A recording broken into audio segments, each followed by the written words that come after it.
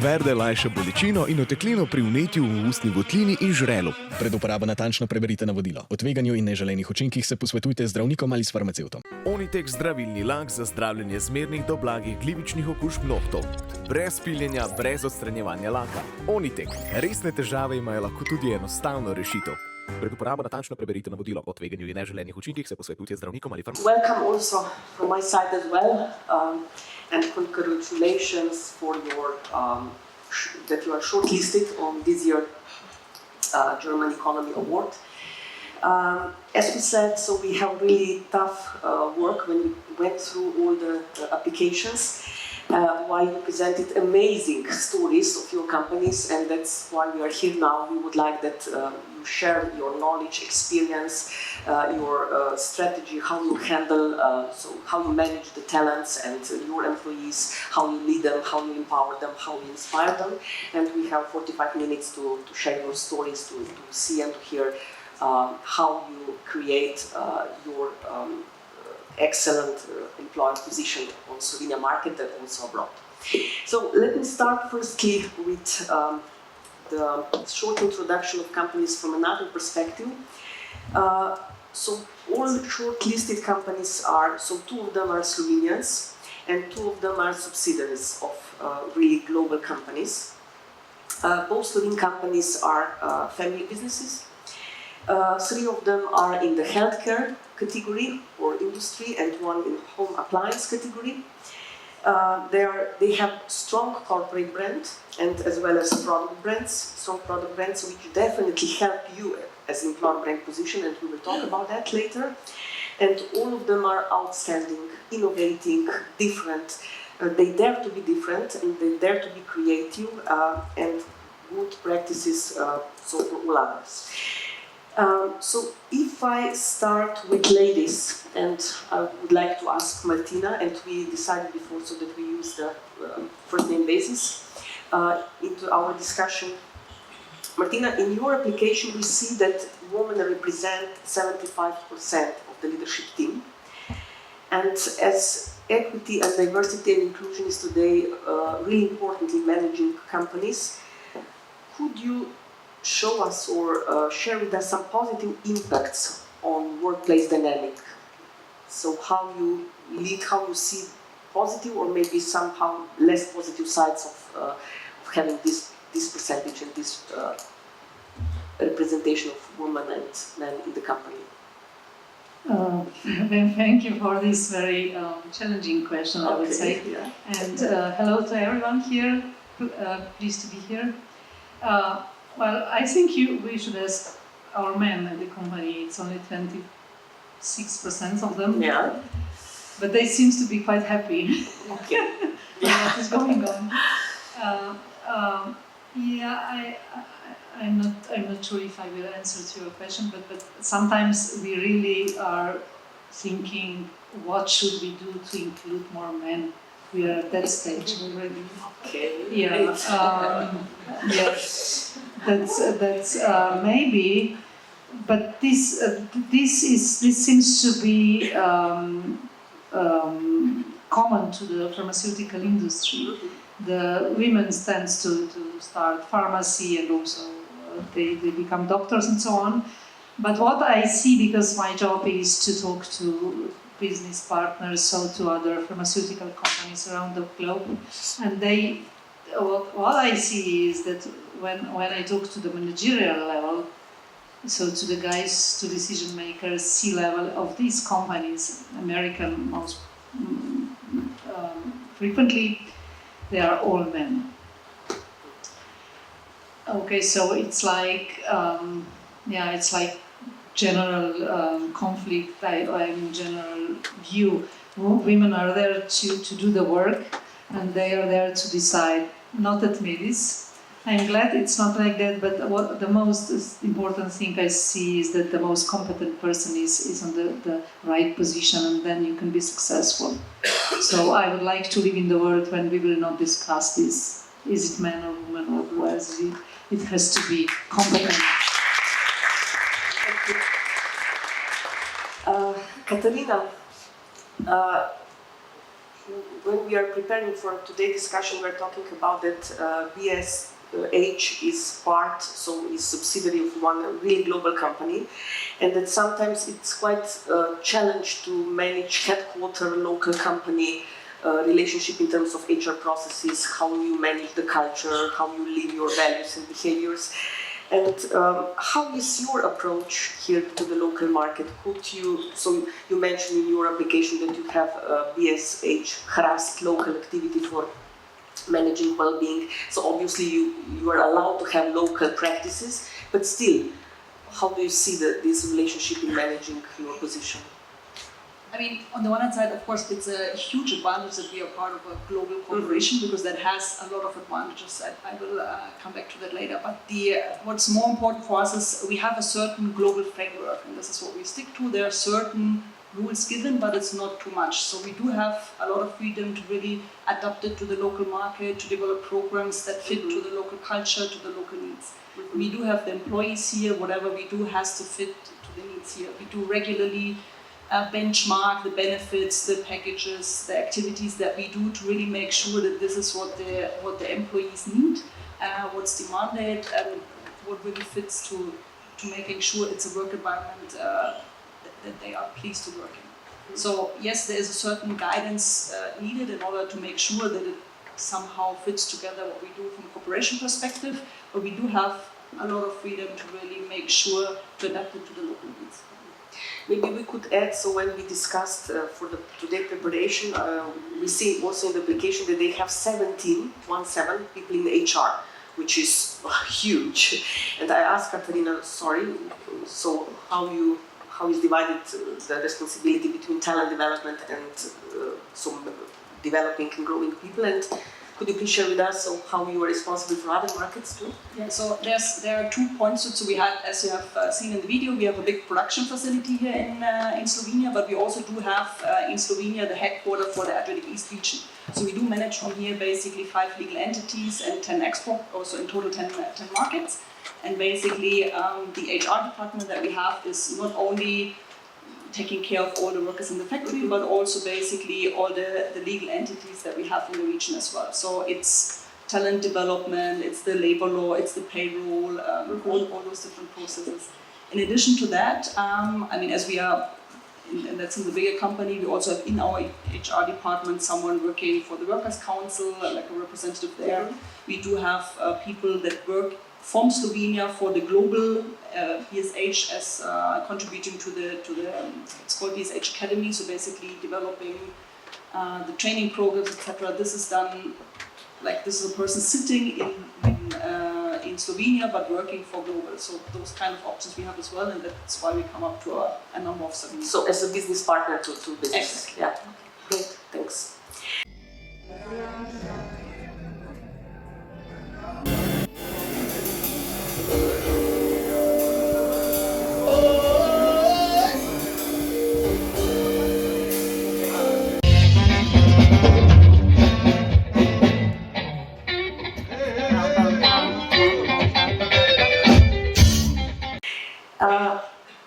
Marco, when we discussed about your company, you said that you are a company with the most chemistry, and that you said that we are a human periodic system where everyone works well individually, but we are more remarkable as a whole. So very great expression and great, I would say, mindset. And when we discussed, you said that you don't have the classical organizational structure, but that your organization is somehow as a network, matrix, so living system, which is naturally. And could you share with us how you lead and participate in such an environment? So you have also Chief Happiness Officer as one role, you as a CEO is really involved in all HR activities. Could you share with us a little bit how you're working in this, let me say, ecosystem which is not typically hierarchically driven? Easy. Yeah, okay, please. I think this is a natural. I don't think a lot about how we should work or how we should be structured. I'm always coming from the common sense. And I think if we are the group of people we are at the moment, I think, 150, with the same goal. We have to cooperate. And we are all adults, so everybody should and is responsible for what he is doing. And I don't see a need to have a control position on everybody or to check somebody. What we do is that we always give people a frame and then we let them go. So what I mean is we have a common vision where we want to be in the next, I don't know, 5 or 10 years.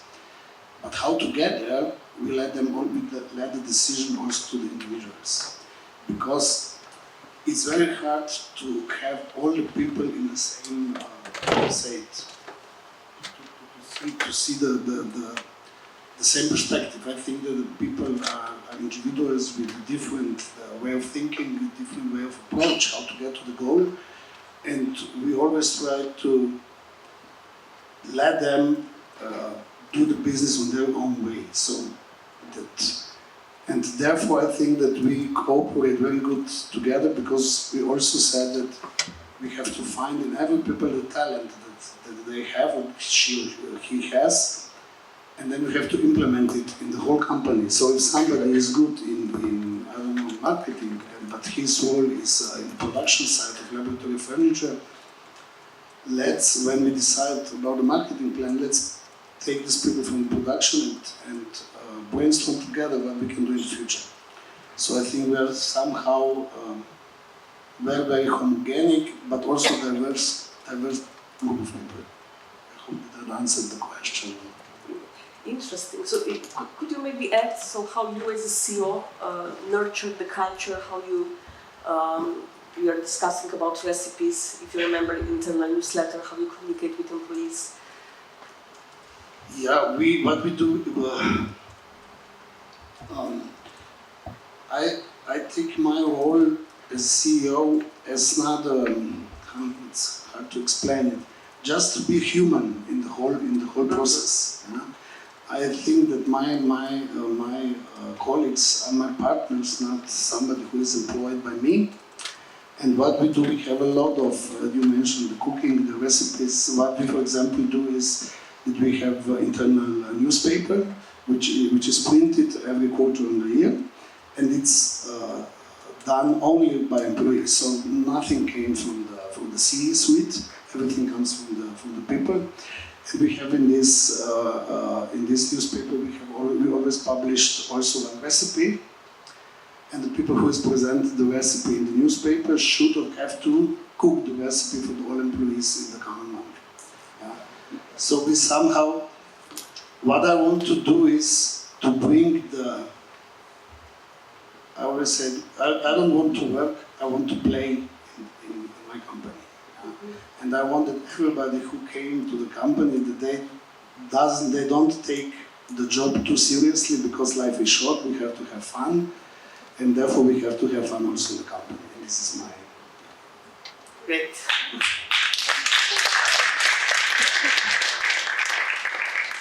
Thank you.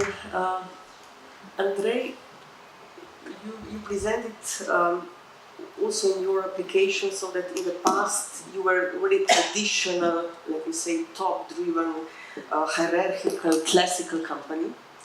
And that you now, in the last 2-3 years, really make a lot of transformation on the group level and also in Slovenia. And could you explain a little bit about this change in leadership levels and this, you said, dynamic shared ownership? So how in such a big company, a global company, you, let me say, to introduce new mindset about the responsibility and how this influences people experience and their engagement in the company? Yeah, thanks, and thanks for having us here as a finalist also. Well, I mean, you know, Bayer, if you hear it, traditional big German company, I mean, like a couple of years ago, I believe we were present in almost all of the countries globally, 200 plus sites across the globe. And of course, led in the German style, like you see in movies. And don't get me wrong, it should be a joke. And everything was really steered top down. And I remember when I started with the company, like 12, 13 years ago. I attended a meeting, and there was a senior member of the board, and we were sitting like 500 people, and he came to the podium and said, trust is not granted, trust must be earned, rules, procedures, and each new employee spent like two months studying procedures and paperwork and stuff like that. So you don't have to be very smart to know that gets you into trouble sooner or later, and it got us into trouble also. And luckily we realized that we need to tackle this bureaucracy, and that the customer should be in the center. And in each and everybody's business, the customer is the focus. And who has the most customer insights? The guys who are in the field, in the battle. So how can a senior position like 5, 6, 7, 8 managerial levels above the guy on the field have more customer and field insight than the guys in the field? And this brought us to this dynamic shared ownership principle, which is very similar to what Marco was telling us about. And basically what we started doing a couple of years ago, a little bit more than 1 year, is the same transformation. So getting rid of managerial levels. I mean, we have identified like 12 managerial levels between the board and between the countries. So cutting down managers, leading managers, and managers of managers, and the decision-making process. I mean, we have a common example that we have been laughing about a little bit earlier, and really empower the people, giving them the freedom, get rid of internal regulations, procedures, processes that don't bring us any benefit. And this shift, I mean, it's a little bit easier, I would guess, turning around a medium-sized or small company, a global company like us. So it's really a huge task, but we already see the first results, and this same principles, empowering the people and letting the managers be leaders and coaches instead of giving directives, it already bears the first results. Great, thank you.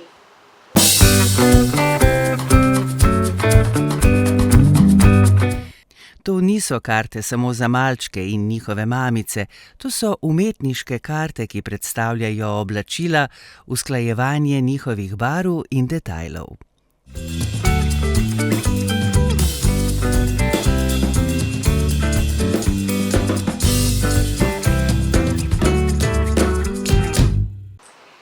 Maybe, Martina, while we are talking about headquarter local market relationship, you have the opposite situation. So you as a Medis is headquartered here and you operate on the 18 markets.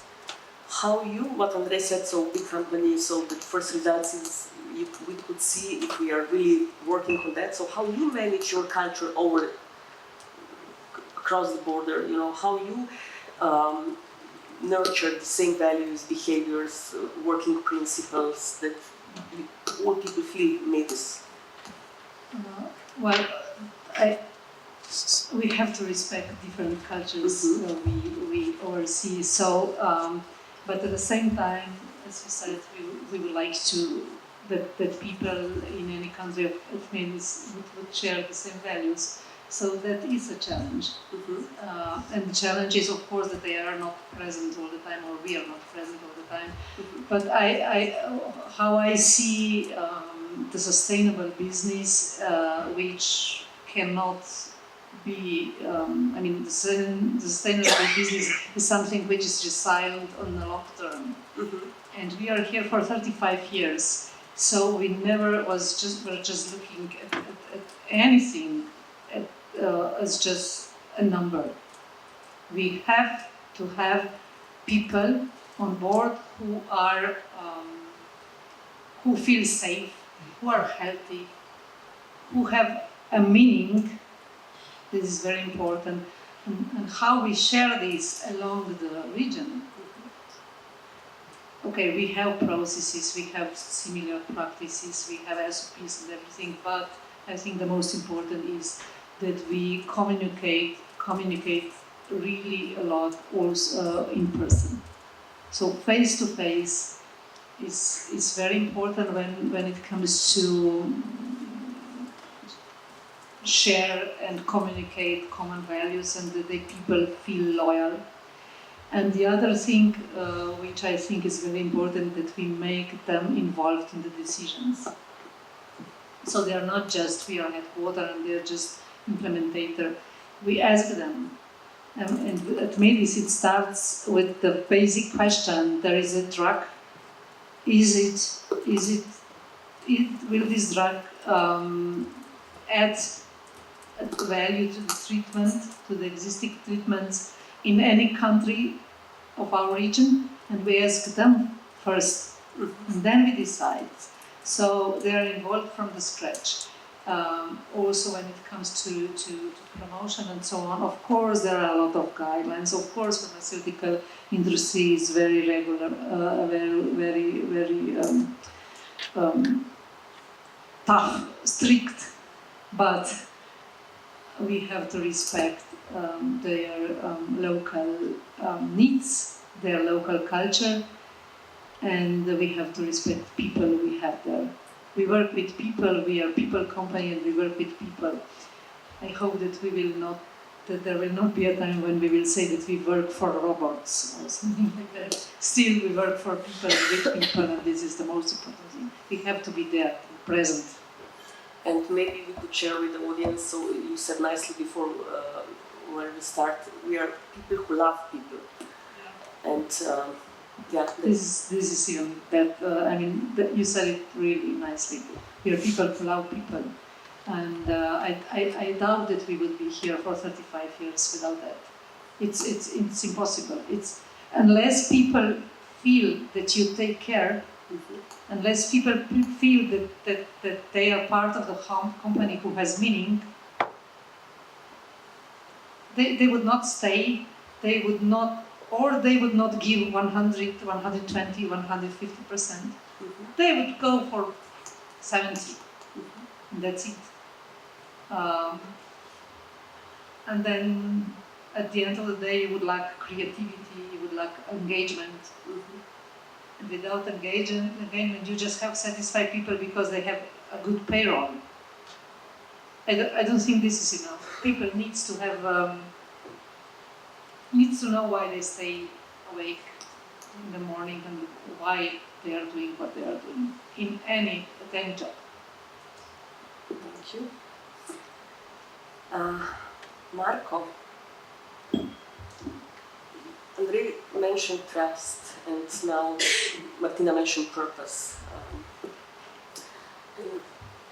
In your application, you nicely present that, so when you are thinking about employee experience, that you really offer your employees really nice benefits, which are not very standard.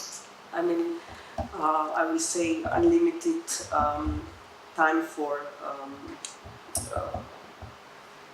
vacation days. You have 45 minutes break, you have 37 hours per week, working week for those who are active in sports and so on. So 35. Yeah, sorry, 35, yeah. But on the other hand, so it's something that you need trust. So if you offer people all of that, so how you build trust and respect? Well, a lot of companies working on, restrictions. We will restrict that because if somebody will go over this, but you give the freedom, and then the magic happen. Or yes. Yeah. Magic always happens. Yeah. We were quite opposite, as Andrej explained before, and as we spoke yesterday.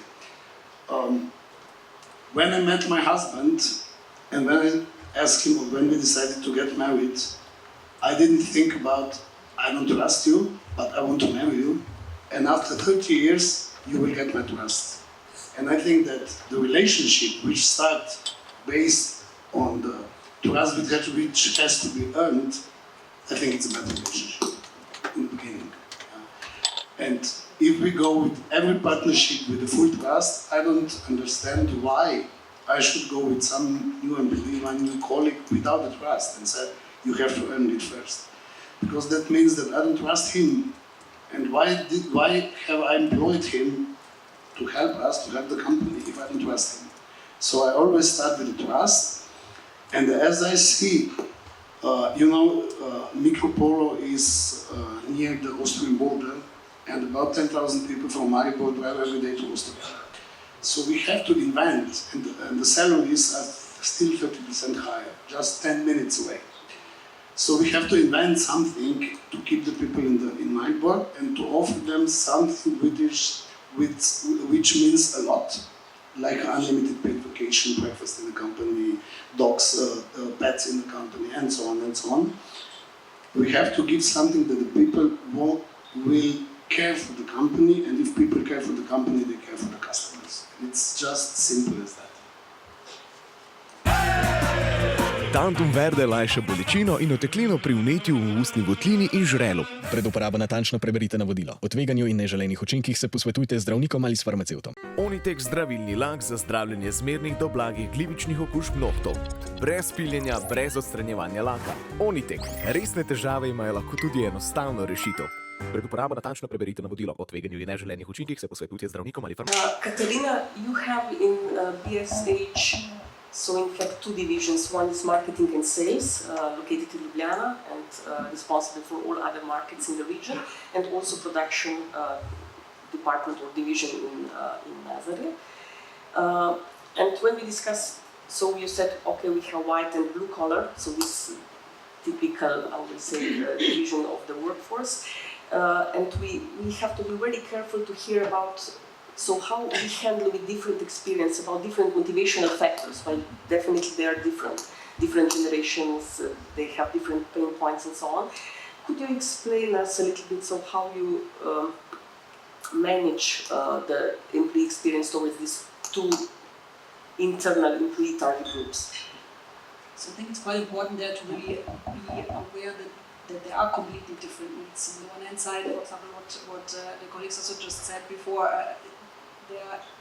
there are different needs for people who have flexibility to work somewhere, to go somewhere. So basically, there we have to listen to each of them and adjust to the group. So we do have specific programs for the, let's say, in that sense, white collar people, but also for the people in the factory. Because also in the factory, I mean, there are different things that count. There we cannot, I mean, people work at the line, we cannot offer flexible working time at the line, that does not work. You have a shift and people have to come there, but there are additional benefits or different benefits that you can offer in terms of free transport to the location. There are sporting activities, health activities, additional insurances, and so we do make sure that every single year basically we also adjust our programs, really actively listen to the people, because it is essential to also really understand what the people in the factory do require or do need. Because it's more obvious for, let's say, white collar workers to understand what the other white collars would want. But the majority of our people are the workers in the factory, so we also have to make sure that we have suitable offers for them. And the HAST program that you mentioned before is really a wide variety of activities that we invest into the health of the people and into the well-being, so that people really are not only healthy enough to work, but also enjoying what they do. We have a very long relation of the employees with the company, so basically the fluctuation that we have is extremely low.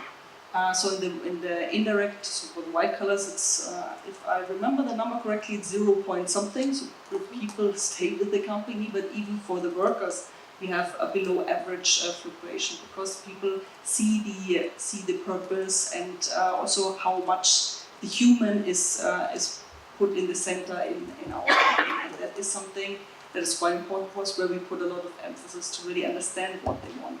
Also, for example, for white-collar workers, it's quite usual that they have a yearly discussion with their manager about the development plan, about the targets, etc. We do this also for every single blue-collar employee to really understand where they are, what they do, have a kind of development dialogue, which is something I think not very common. What about Gen Z and motivational factors? They are different, of course, they communicate differently. How you connect them on the deeper level? we talk about the mobility also with Andrei. We would like to hear also your experience, but maybe Katarina first.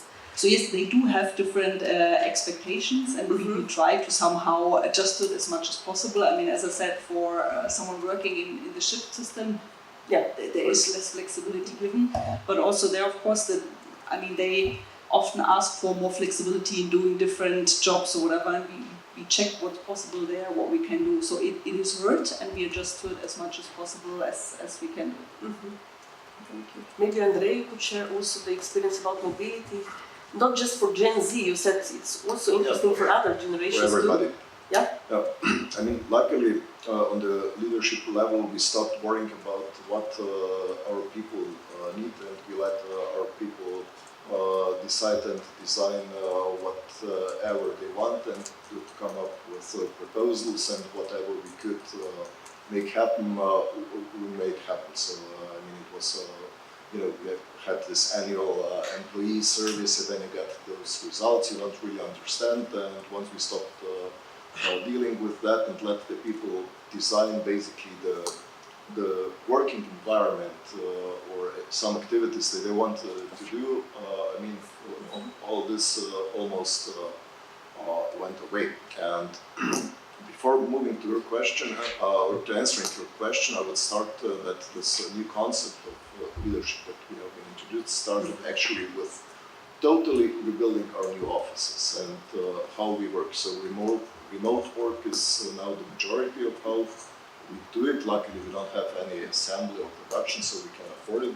But basically, almost everybody, except for the warehouse, is able to work remotely. And we got rid of all the status symbols within the company. So even the managing director, he doesn't have his own office, no personal assistant. So basically, that was the first step to show the employees that we mean business behind what we are talking. And in terms of mobility and organization, I mean, we are a company of 3 different divisions, responsible not only for the country, also for the broader region. Now with these new working concepts, we see a sudden surge with the employees to work also for other buyer organizations and entities. So we have quite a high number of people, higher than before, who are working, who are not working for the local entity at all. They're just employed. Like 5-6 years ago, that was unimaginable because they would need to relocate to the headquarters to another country.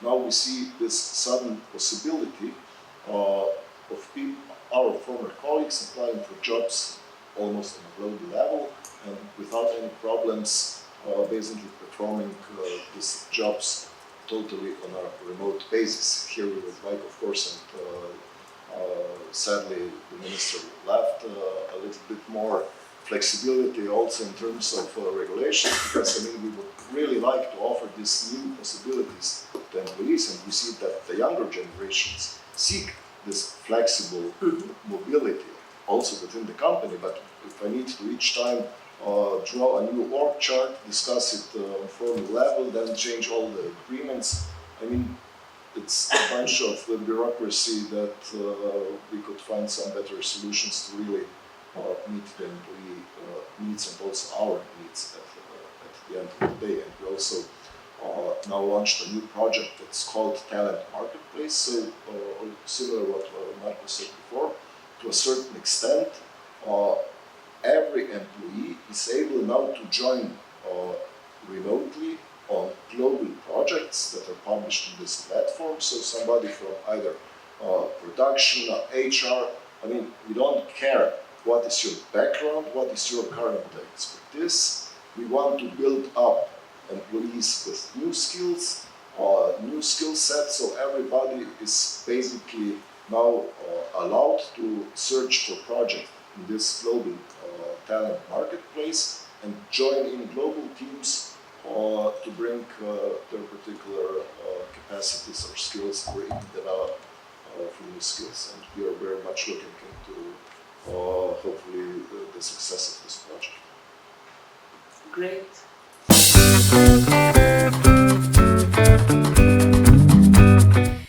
to niso karte samo za malčke in njihove mamice, to so umetniške karte, ki predstavljajo oblačila, usklajevanje njihovih barv in detajlov.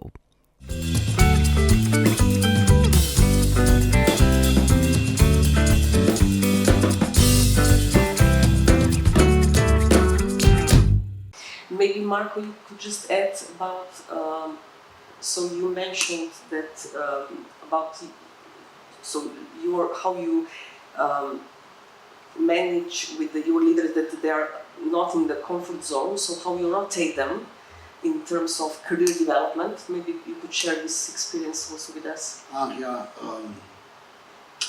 I'm always, this came from my childhood. I always try to do things different, and I'm never in the comfort zone. So I challenge myself almost every day. And my colleagues now, I think, know this after 20 years of being a CEO, that in the company, the only thing which happens every day are changes. So I always said to the people, if you want to stay with our company, you have to develop, you have to change every day, because I'm changing. I'm not the same Marco as I was 20 years ago when I took over the company. And therefore, we always rotate people. And I learned this when I was 20 years ago working for IKEA in Sweden. And I saw that every manager has to change the position within the 3 to 5 years, so that there always come fresh eyes with a different approach, and the company is therefore always in somehow development and always getting better and better and better. And this helps us always to be a step ahead of the competition, because we are always thinking about what can we change, how we can change it, and we are doing this with not only with the C-level, but with the whole company. Thank you. Sorry, it is this time of the year. Martina, how often are HR topics on the C-level, on board meetings, or how much time do you? On board agenda, it's a fixed topic. It's always there. Okay. Yeah, we always talk, go through this topic. It's not just business, but always people. Mm-hmm. Unfortunately, sometimes when I'm sitting there, I'm feeling okay. Again, we are just talking challenges. Mm-hmm. So if you have an issue with somebody, and then we start talking over and over again, what shall we do? But how can we solve this otherwise? We have to talk it through. People are human beings, and if we have a feeling sometimes, or it happens everywhere, that somebody is not belonging to our organization or is not doing a selected job well, it's also our fault, isn't it? So it's both sides' responsibility. As Marco told, this is a partnership. So we are both involved.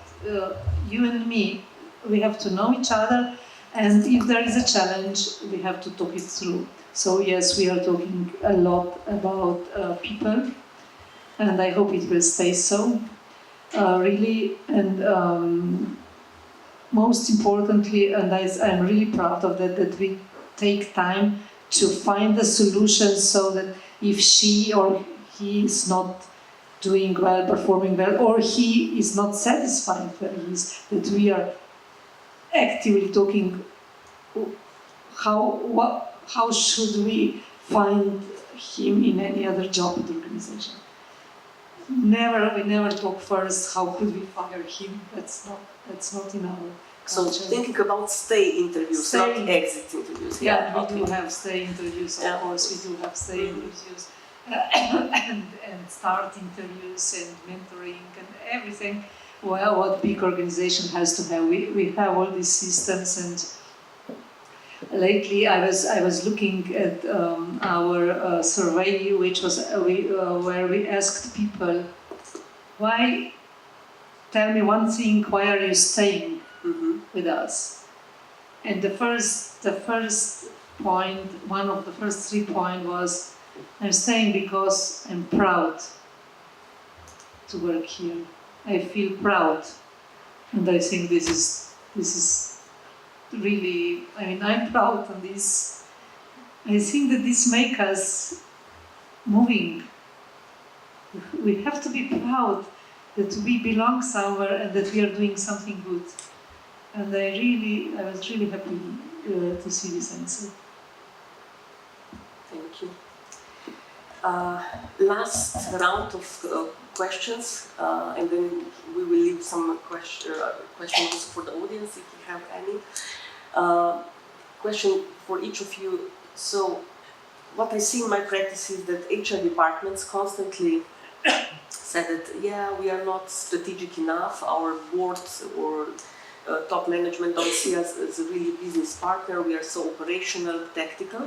What will be your advice as C-board, C-level members or CEOs to HR? So how to increase the impact, how to be really more strategic, really your peer in developing culture and people. So how to change their position, how to reposition HR. I could ask my HR director directly if that's the case, but I think there we are on a different level. Because I mean, as Martina also just said, I mean, HR topics are top of the agenda always, because it's the people who are us, who are the company, who are doing. I mean, we have a B2B, B2B, B2C business. We work with consumers. We produce for consumers. In our mission statement is we want to bring a smile into the faces of people. And this you will never achieve with developing products where you don't have fun and see a purpose in doing so. And so therefore, whatever we do with the employees or is depending on what they actually want. So also actively developing the culture is a key focus topic, and that's driven, of course, by the HR in really close collaboration with a lot of colleagues currently. So that is top of the agenda anyhow. So I don't think that we need a lot of reinforcement of the HR, because it is a top topic for us anyhow. Lucky or colleague. Yeah, Marco. I think that HR alone cannot change the culture of the company. The culture always comes from the CEO, from the top head. Yeah? And if I come to the company and I will say, you have to earn trust, then HR can do whatever they want. They will not change the company, the people will leave. The company, the people will not feel the culture. So I think that the CEO, every top management should know that everything what is happening below is coming from the top, and so that that HR is only here to help CEO or to top management to develop the strategy which top management has, and vice versa. I think it's not working. So that HR wants to change something and CEO doesn't live that way. Yeah. If I said that we have unlimited paid vacation. If I don't believe it, then I will always say to the employee who will be, 40 days on vacation, what are you doing? Are you crazy? And then that means that the HR has done something, you have unlimited paid vacation, and I will be like, you are, and I think this gives a bad signal to the employees. Therefore, I think that the top management should be really aligned with the HR. Thank you. Tantum verde lajša bolečino in oteklino pri vnetju v ustni votlini in žrelu. Pred uporabo natančno preberite navodilo. O tveganju in neželenih učinkih se posvetujte z zdravnikom ali s farmacevtom. Onitek zdravilni lak za zdravljenje zmernih do blagih glivičnih okužb nohtov. Brez piljenja, brez odstranjevanja laka. Onitek. Resne težave imajo lahko tudi enostavno rešitev. Pred uporabo natančno preberite navodilo. O tveganju in neželenih učinkih se posvetujte z zdravnikom ali farmacevtom. So Andrea and Martina. Thank you, Andrea. I think they have to listen to people. They have to actively listen. They have to have time to listen. Sometimes I even tell to our HR that they listen too much, that they take too much time to listen to the people. But that's they are for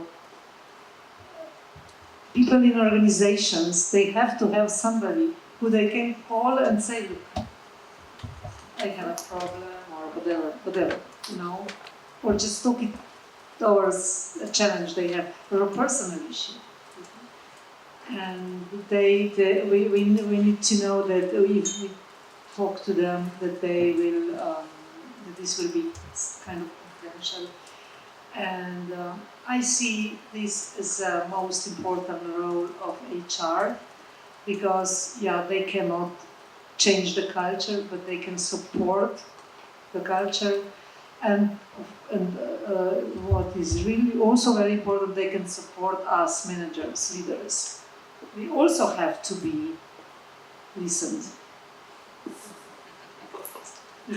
We are not robots. So we have issues, you have to do everything, you know what has to come first, it's too much of everything, and then, you know, HR is HR, I mean, it's maybe not the best word, the girl in HR is the one who you would go there and you would talk it through. And it is important. And they have to know also our jobs. We told them years ago that they should go on the field with our sales reps. Mm-hmm. They should feel what they are doing, how this job looks like. Otherwise, they would not be doing the hirings would not be that good as they are. So, I don't know, this is my advice to all of you sitting here and managing HR. Listen to the people, but listening not just reactively, proactively. Ask them, how is it going? And then listen. It's important. Thank you. Absolutely. I mean, I can only add on top to that I really hate the term human resources. I mean, they're not resources, first of all. HR departments should not be seen as an internal resource who is responsible for something that actually should be the manager's responsibility. Because, I mean, from my seniority perspective, I can always order the employees to do something. But am I really a leader? Will they follow me? Have I gained their trust as a leader?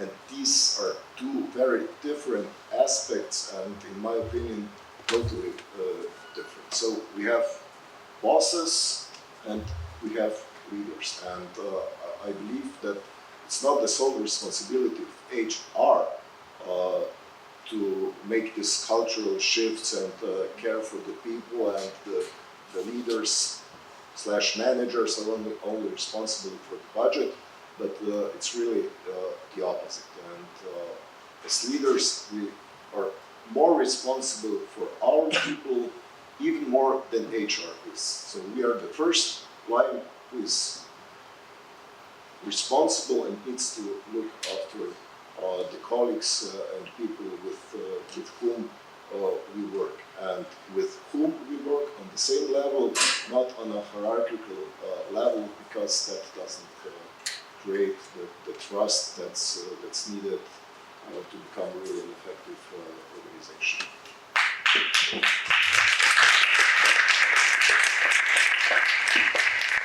So thank you very much for your insights, for sharing your knowledge and experience. Do we have any quick question maybe from the audience?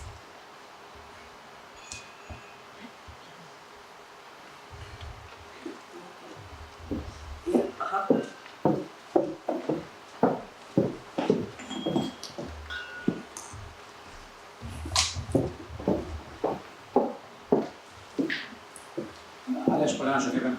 Maybe Andrea, just kind of replica or question. What do you feel about authority of leaders? What's your statement?